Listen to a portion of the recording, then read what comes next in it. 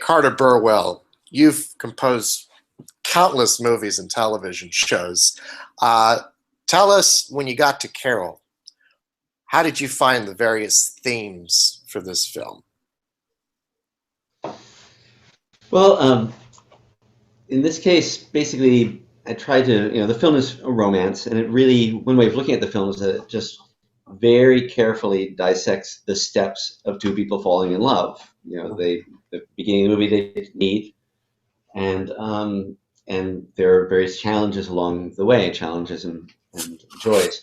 So that's one way of looking at this film. There are, of course, other themes too, but I thought that that's really probably the most important thing musically. So I dissected it into, but also you don't want to have like 10 different themes because that obviates the point of having themes. You want a theme to be something that can develop over the course of the film. So in the end, there are three, and one of them is placed at the opening of the film. It's basically just that feeling of excitement, like the pulse racing. And at the opening of the film, you don't even see any of the characters. At the opening of the film, you see New Yorkers, a nighttime scene, rushing about. So it's more establishing time and place, but that theme then develops into the theme for these two people, falling in love, and the excitement and mystery of that. There's also a mysterious element to that theme. The other theme, number two, let's say, is I call it fascination, and it's that sort of heightened state, almost altered state, where you really just, that other person takes over your consciousness, and that's all you can see. So there are a couple of scenes. The most striking one is where Carol drives Therese to her house. Therese, the younger woman, just seems to, it's all told from her point of view, and she focuses down on just like a glove or a piece of a mink coat or just a reflection in a window, and it becomes so subjective that the music also becomes very subjective at that point. It's just like this cloud of piano notes. It's not at all appropriate to the period, which is the 1950s. But I didn't think for that part of the film that it really doesn't take place in a time or place. It's in her head. So that was the second theme I called fascination. And the third one is for loss, for loneliness and pain. And that's when you're apart from the beloved, when in this story, Carol has to separate from Therese. She's forced to, for frankly, legal reasons, to have to do with her divorce and custody battles for her child. And that's a fairly long scene that Carol's character reads a letter that she's written to Therese. The music just carries you from the two breaking up through the aftermath of that and on into their, the next phase of their lives. So those are the three themes in this film. Mm-hmm. One of the things that you mentioned earlier about the period in one of the themes, and I'm just wondering how much the 50s influenced your ideas for the music, if at all. I mean, was that even a discussion or a thought?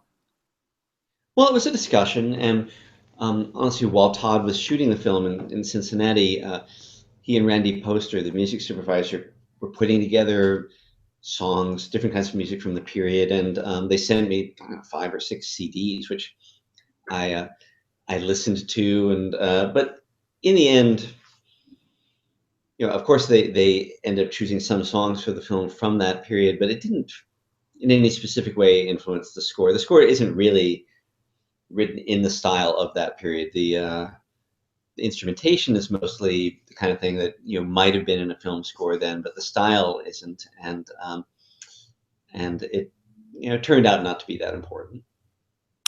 Right. It's a very, it struck me as being very somber and restrained in a lot of instances. Almost kind of, I'm probably just pulling this out of thin air, but it, almost metaphorically, like their relationship has to be in the beginning. It has to be a very subtle and unspoken thing. I mean, can you talk a bit about that? Well, that's right. I think the style of the filmmaking is certainly Restraint. You would have to say that just visually, and the way it's written. This.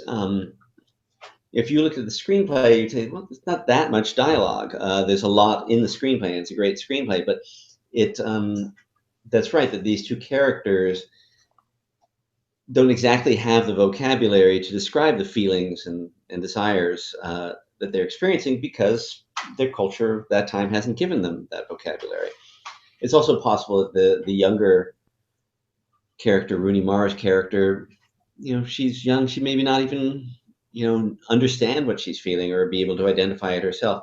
So that leaves a lot of room for music to be talking. And so the restraint in the film and the restraint in those characters leaves space for music. But then I also, I want to be as restrained as they are. I'm trying to, be them in a certain way. And so, the film is a romance, but it never happens that the strings swell up and play the melody, for instance. It's a restrained romance. There's, they face challenges all of the time, and so yeah, it's at every level there is restraint shown, and it's been very carefully. The development of the story is very carefully parsed out bit by bit. Mm-hmm. I wonder if you talk a bit more about working with Todd Haynes and what that collaboration is like, what he gives you as a filmmaker to really help you as you're writing this score. Well, I will say Todd is very astute musically. If you know his work, you know that a lot of his films are about music or about musicians, and he really, really cares about music, and he understands the role that music plays culturally, but also the way that it can express things. As I was just saying, that people can't express or don't know how to express or not allowed to express in other ways. So I find conversations with Todd about music to be very very useful. It's not always true. Some people have difficulty talking about music, but Todd really doesn't. So the best part of working with Todd is sending him things and getting his feedback, because his feedback is usually very valuable. Any director, of course, is in charge of knowing where the film is going and knowing what it needs, but some directors, some people just leave me entirely to my own devices and say, yeah, you write it, it's going to be great, we'll record it, I'm sure, it'll be wonderful. And some people want to give you too much information. Todd, because he's a very good director of actors, for instance, he's not going to tell actors, no, your voice should go up here, and it's the same thing with me. He's not going to say, oh, this clarinet line needs to do that. But all the feedback he gives is always very, very astute and very substantial and very helpful. So I'm happy to throw rough ideas at him in a way that I wouldn't for a lot of other people. Other people might, if I throw them too many ideas at some directors, they get confused, or they go, what does this mean? Why you see this scene 4 different ways? But it works fine with Todd, and I really use him as a sounding board for my ideas. Right. You've had a really long career. You've worked with so many great people and on so many great movies. What have you learned as a composer over the years?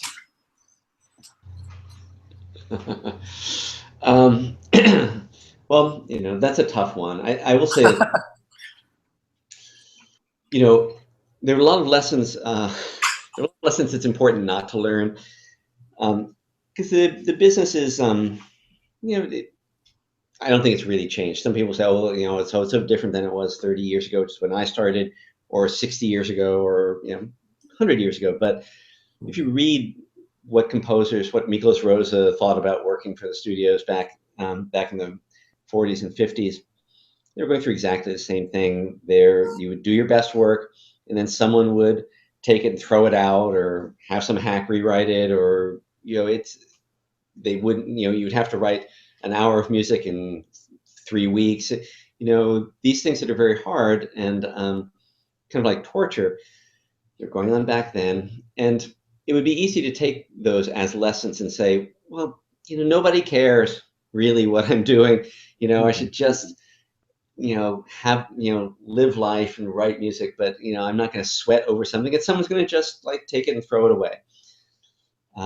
Because that happens, and it happens to me too. It happens, regularly. But I really try not to learn that lesson. That's one of the, so in answer to your question, one of the main things I've learned is not to learn that. I try really to, it's like having your heart broken. What do you learn from that?